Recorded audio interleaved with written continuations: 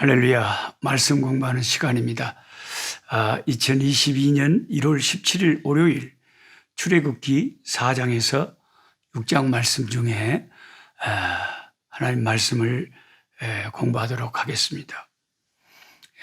오늘은 제가 특별히 화분이 옆에 없어서 마당에 가가지고 집에 있는 꽃들 중에서 꺾어다가 시방 물에다가 컵에다가 이제 꽂았습니다. 그래서 요 빨간 것은 이제 한국의 백일홍 같이 이거 겁나게 한국에 흔한 꽃 많죠. 이거 백일홍 같이. 그리고 요 하얀 것은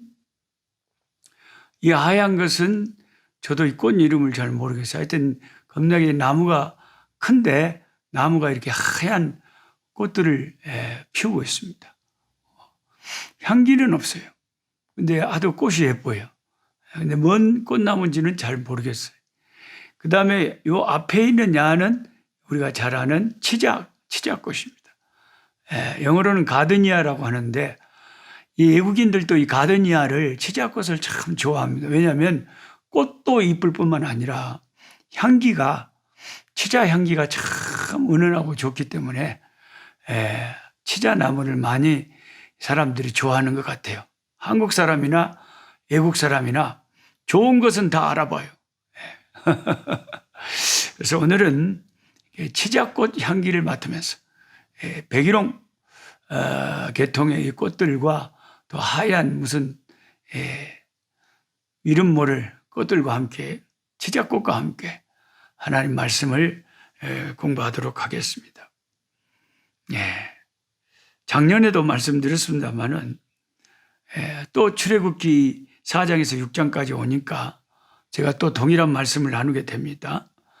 왜 하나님은 자기 종 모세를 길에서 죽이려 하셨는가? 그런 거죠. 사실 구약과 신약은 이게 율법과 은혜로 확 갈라지거든요. 구약을 읽으면서도 우리는 항상 이 신약의 빛 가운데서 구약을 조명을 해야 돼요. 신약의 십자가의 복음 안에서 구약을 해석해내야 돼요. 유대인들은 예수를 안 믿으니까, 신약을 안 믿으니까, 구약 성경만 갖고 다 달고 파니까 그들은 율법을 벗어날 수가 없는 거죠. 하나님의 그 경륜 안에는 율법만 있는 게 아니라 은혜가 있거든요. 율법으로는 우리가 구원을 받을 사람들이 없습니다. 하나님의 은혜 때문에 구원의 가능성이 죄인들에게 있는 거죠. 그래서 모세에게 하나님이 3장에 네가 서 있는 곳은 거룩한 것이니 네 발에서 신을 벗으라 그랬잖아요. 그게 율법이에요. 하나님 앞에서는 죄악이 용납이 안 됩니다. 신을 벗어야 됩니다. 그런데 은혜를 보세요. 신약 성경을 읽어보면 누가복음 15장에 탕자가 돌아왔을 때 그 아버지가 탕자에게 좋은 옷을 입히고 좋은 신발을 신기라고 합니다. 율법은 네 발에서 신을 벗으라고 하는데 은혜는 멋진 신발을 신겨줘요. 율법은 죄를 지으면 에덴 동산의 아담과 하와처럼 하나님이 무서워서 도망치고 숨는데 은혜는 짐승을 희생시켜서 짐승의 가죽옷을 만들어서 아담과 하와를 입혀주는 것. 그게 은혜죠. 저와 여러분은 예수님의 십자가의 은혜로 구원을 받을 길이 열린 것입니다. 근데 모세의 경우를 보면 모세가 자기가 자격이 없고 말도 잘 능력도 없고 지금은 또 힘도 다 빠지고 젊지도 않고 여러모로 자기는 감히 지금 저 애굽에 가서 저 에집트의 바로를 꺾고 그들의 군사들을 물리치고 노예살이하고 있는 이스라엘 백성들을 구출해내는데 자기가 가서 그런 것을 한다는 것은 상상할 수 없는 일이다. 자기의 부족함을 고하면서 모세는 못하겠다고 했죠. 근데 하나님이 끝까지 모세를 설득시킵니다. 하나님의 때라는 게 이렇게 무서워요. 하나님 때가 되기 전에는 모세가 40세 때 40년 전에 자기 백성들을 위해서 뭔가 하려고 했거든. 그때는 자기가 권력이 있었고 힘이 있었고 젊음이 있었고 막 능력이 있었기 때문에 자기 백성을 괴롭히는 그 애굽 군인을 쳐서 죽여놨잖아요. 그런데 자기가 힘으로 막 자기 백성 이스라엘을 위해서 뭔가 하려고 했을 때는 하나님의 때가 안 됐기 때문에 아무 일도 일어나지 않고 살인자로 쫓겨가지고 광야로 도망만 갈 뿐이었어. 실패했죠. 그리고 하나님이 안 도와주시니까 아무 일도 되지가 않았습니다. 아무리 자기가 힘이 있어도 아무 일도 벌어지지 않았어요. 근데 40년이 더 세월이 지나고 이제 80세 때 할아버지가 돼가지고 힘이 다 빠지고 자기는 이제 다 인생 끝났다 종쳤다 이러고 있는데 하나님이 호렙산 불꽃 가운데서 호렙산 떨기나무 가운데서 모세를 사명자로 부르시는 거예요. 모세야 모세 애굽으로 가라. 모세여 가라. 내 백성을 구출하라. 놀라운 사명이 떨어졌어. 모세는 하도 기가 막혀서 하나님 참 새삼스러우시네요. 아니 제가 40년 전에 좀 힘이 있고 뭔가 좀 해볼만 했을 때 이스라엘 백성을 위해서 내가 뭔가 다 뭐 할 때 하나님 하나도 안 도와주시고 그때는 가만 놔둬버리시더니 이제 새삼스럽게 다 늙어가지고 힘도 다 빠졌는데 뭔 인자 와서 나를 보내서 저 백성들을 건져낸단 말입니까? 제가 힘 있을 때도 젊었을 때도 안 된 일을 이제 와서 가서 제가 뭔 일을 한단 말입니까? 너무 기가 막혀서 인간적인 생각으로 해보니까 도저히 안 될 일이라서 모세는 사양을 했죠. 근데 하나님이 이제 하나님의 때가 되니까 모세한테 사정을 하는 거예요. 아따 모세야 너무 빼지 말고 걸지 말고 가랑께 내가 함께 해주고 아니 세상 만물 인간을 만든 이 창조주가 너와 함께 해주겠다는데 너 왜 그래요? 네 손에 뭐여? 지팡이입니다. 지팡이를 던져봐.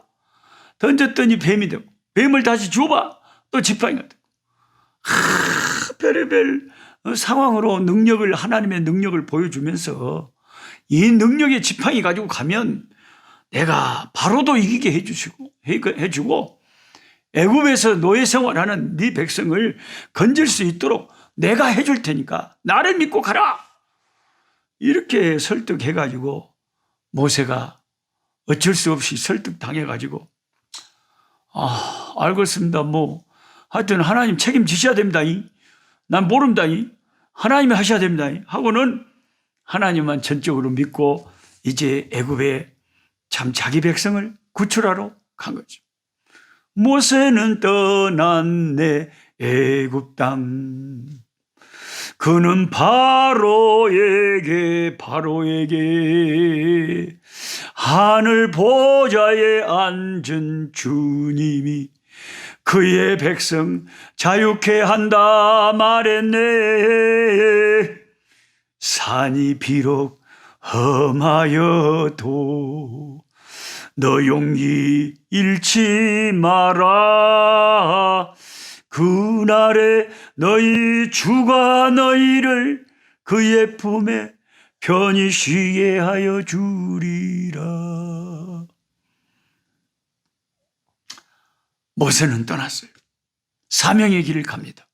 가면서도 아이고 참말로 이거 달걀로 바위치기제 아니 힘없는 내가 가서 저 노예살이 하는 저 사람들 무기도 없는데 세계 최강의 군사력을 가진 어떻게 저 애굽의 군사들을 다 물질주고 우리 이스라엘 백성이 해방된다는 거예요. 하나님 어떻게 하시려고 저러실까? 그러나 일단 하나님께서 역사하신다니까 하나님을 믿고 가보자 하고 갑니다. 근데 출애굽기 4장에 가면 이상한 장면이 나오는 거죠. 모세가 길을 가다가 숙소에 있을 때 여호와께서 그를 만나서 죽이려 하신지라. 길을 가는 숙소에서 거의 죽음이 임박했어요. 온 몸에 요새 유행하는 코로나가 문제가 아니고 뭔 병이 걸렸는지 하여튼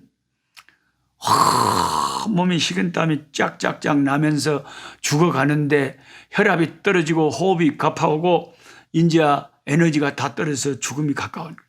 하나님이 모세를 죽이려 했다는 거죠. 우리는 이런 성경을 읽으면서 금방 또 모세를 꼬셔가지고 보내신 하나님이 뭔 그렇게 또 변화무쌍하시고 또 마음이 또 금방 또 그렇게 변경하셔가지고 왜 또 자기 종을 죽이려고 그러신대야. 참말로 하나님은 이상하시니 왜 그러신대야. 그러니까 우리가 성경을 잘 이해를 못할 때는요, 자칫 잘못하면 이단에 빠지기가 쉽고, 그래서 성경을 안 믿고 성경을 무시하기가 쉽고, 마귀 시험에 걸리면 말씀 가지고 시험 받으면 고칠 길도 없어요. 큰일 나요.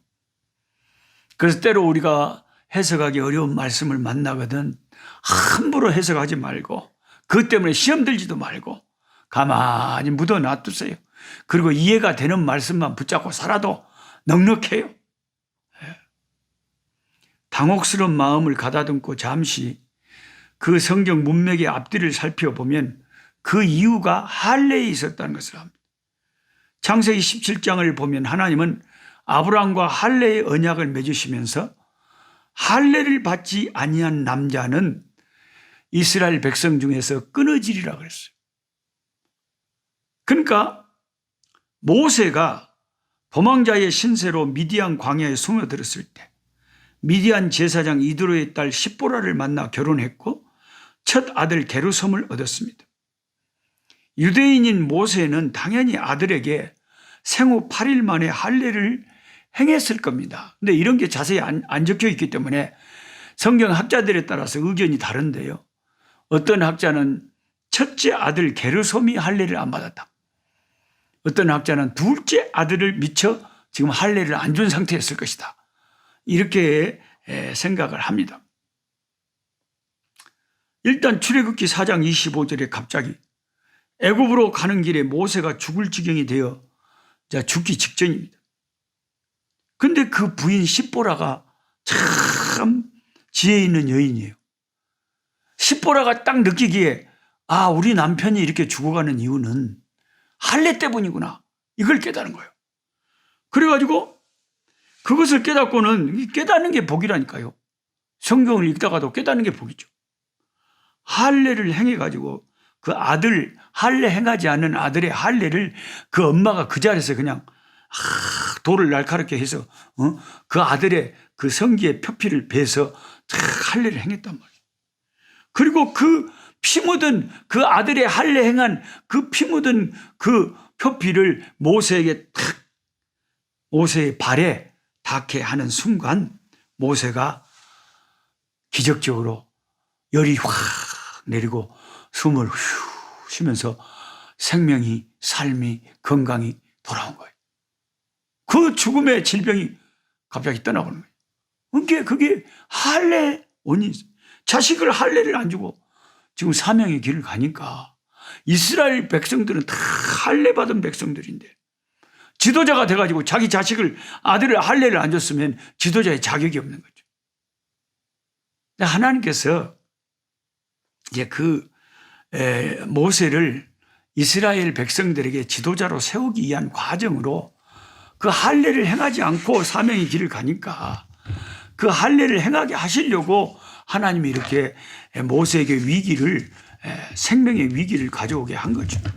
그때라도 부인이 빨리 깨닫고 할례를 아들한테 해서 그 피를 모세에게 딱 갖다 댄 것이 얼마나 그 부인이 참 지혜롭고 잘한 건지 몰라요. 그러니까 우리가 성경을 읽다 보면 그 아름다운 믿음의 사람들이 수없이 등장하지만 그 믿음 좋은 여성분들도 참 그렇게 많이 보이는 거예요.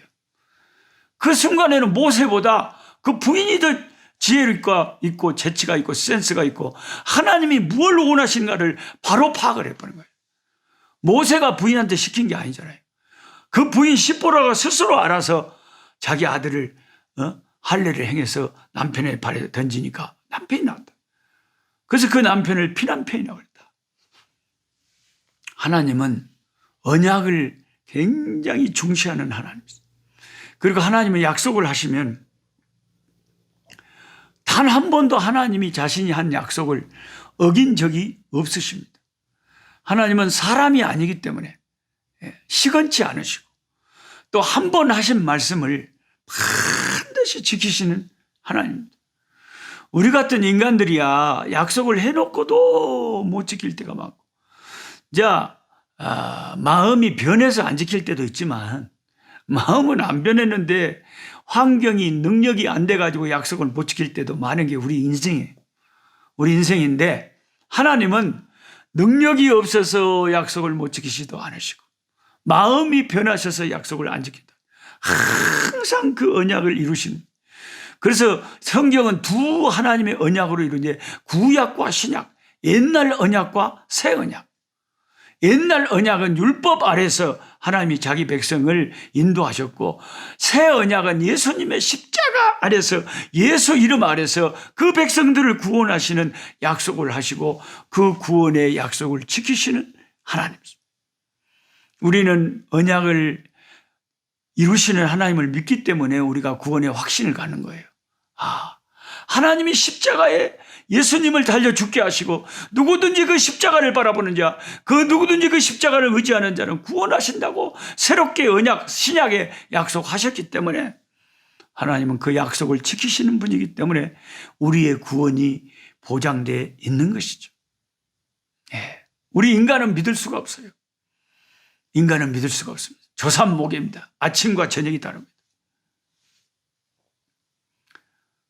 그러니까 모세에게 이렇게 할례를 그 자식에게까지 다 아들에게 행하게 하시고 이제 유대인들을 이스라엘 애굽에서 구출해내기 위해서 이집트로 보내는 거예요. 근데 처음에 갔을 때 5장에 보면 가서 하나님께서 이 백성을 약속의 땅 가나안으로 가라고 선포하셨다. 그래서 이 백성 해방시키려고 내가 왔다 하고 바로하고 담판할 때 그렇게 말을 안 합니다. 여러분이 성경을 자세히 5장 읽어보면 말을 뺑뺑 돌리죠. 모세가 뭐라고 합니까? 이 백성을 이끌고 한 3일 정도 광야로 가갖고 거기서 여호와께 제사를 드리고 싶다. 이 말은 제사 드리고 오겠다고 말이에요. 다시 돌아오겠다는 뉘앙스를 풍기고 있어요. 그게 이게 참말인지 거짓말인지 바로도 헷갈릴 거 아니에요. 이게 뭔 소리예요, 시방? 3일 동안, 단 한 번도 400년 동안 이 노예 생활하던 이 노예들이 자기들의 신한테 가서 제사 드리겠다고 이집트를 나가본 적이 없는데 이게 뭔 소리예요, 지금 느닷없이 와가지고? 바로가 황당할 거 아니에요. 근데 여러분 성경을 잘못 오해하시는 분들은 왜 모세가 정정당당하게 이 백성 이끌고 가나안으로 가겠다. 더 이상 네 종살이 못해. 만약에 너 싸우려면 싸워봐. 우리 하나님이 너를 가만 안 놔두실 거야. 이렇게 대담하게 선전포고를 하지 않고 뭐 말을 빙빙 돌려가지고 3일 동안 어디 광야에 가서 제사 드리고 온다 그러냐. 왜 그렇게 말을 할까? 이렇게 오해를 하실 수가 있어요. 그러니까 여러분 조금만 생각해 보세요. 조금만 한 번만 더 뒤로 물러나서 생각해 보세요. 그렇게 말을 간접적으로 3일만 가서 제사 드리고 올게 해도 바로가 뭐라 그랬습니까? 성질 내가지고 뭐? 누구 신이 뭔 신인데 가서 일 안 하고 느닷없이 가서 제사 드린다고 택도 없는 소리 하고 있네. 너희들이 시방 신간이 편하니까 마음이 뭐 살기가 이게 먹고 살기가 편한가 보지? 하고 그냥 이제 집도 안 주고 막 벽돌 많이 만들어가지고 더 핍박을 해버렸잖아요. 그렇게 살짝 간접적으로 우리 하나님께 우리 신에게 제사 드리고 싶다고 해도 그날을 치는데 그런 바로한테 갑자기 선전포고를 해버리면 거기 애기들도 많고 한데 전쟁이 일어나면 막상 양쪽이 다치게 돼 있잖아요. 전쟁에서 아무리 승리한다고 해도 우리 아군도 피해는 얼마든지 입잖아요. 근데 하나님은 자기 백성 머리털 하나도 상하지 않게 애굽에서 인도하려고 하는 계획을 갖고 있어요. 그래서 모세한테 그렇게 하라고 하나님이 시키신 거예요. 그렇게 말해라고. 가서 하나님께 제사 드리려고 에집트를 떠나는 게 맞기는 맞거든요. 그랬더니 이제 바로가 안 된다고 이제 대결을 하기 시작하는데 거기서부터 점점 10가지 재앙을 하나님의 능력을 보여줄 때 조금 살만하면 이제 바로가 아이고, 또 마음을 바꾸고 10가지 재앙을 당한 후에 드디어 이제 두 손 두 발 다 들고 아이고 가라 하고 내보냈죠. 그 꿈만 같은 사실, 출애굽의 역사가 모세가 가서 하나님 시키는 대로 순종하고 했더니 기적이 일어난 거죠. 저와 여러분의 인생도 모세하고 똑같은 거예요, 여러분. 누군가가 잘나서 그렇게 다 일들이 이루어진 거 아니에요. 우리가 잘난 게 뭐가 있어요? 우리들 보면 너무 허물투성이잖아요. 부족함 투성이잖아요. 그런데 하나님께서 우리를 손을 붙잡고 사용하시면 마른 막대기를 통해서도 홍해가 갈라지게 하시는 하나님의 기적이 일어나는 거예요. 저와 여러분을 하나님이 사용하실 때 하나님의 능력이 강하기 때문에 역사가 일어나는 거지, 우리가 잘나서 그런 거죠. 우리는 모세의 손에 들려진 마른 막대기와 같은 존재들. 주여, 나를 주님 손에 잡으셔서 주의 역사를 이루시옵소서. 주님 역사를 이루시옵소서. 주님이 나를 붙잡고 역사하시면 기적이 일어날 줄 믿습니다. 하나님 아버지, 오늘 또 참 심오한 하나님의 말씀, 그냥 생각 없이 읽으면 이해가 안 되는 말씀, 실컷 모세를 설득시켜서 애굽으로 가라고 해놓고 왜 갑자기 길에서 모세를 죽이려고 하는지 우리가 잘 이해하지 못했지만, 하나님은 모세를 막상 진짜로 죽이려고 한 것은 아니었을 줄 압니다. 죽음에 이르기까지 모세를 아버지 밀어붙이면서 할례를 행하지 않으면 안 되도록 만드신 하나님이신 줄 믿습니다. 하나님의 일을 할 때 무조건 하는 것이 아니라 하나님 앞에 거룩하고 경건하고 십자가 앞에 깨지고 정말 주님의 쓰심에 합당한 그릇이 될 때에 하나님이 쓰시는 줄 믿습니다. 우리 속에 아직도 깨져야 될 것, 아버지 준비되지 못한 거 있으면 주여 우리를 압박하셔서 우리를 밀어붙여서 준비되게 하시고 깨지게 하시고 아버지 역사를 이루는데 부족함이 없는 그릇들이 되게 하여 주시옵소서. 예수님의 이름으로 기도하옵나이다. 아멘. 약한 자 힘주시고 강한 자 바르게 주한 자 정케하니 주님의 뜻이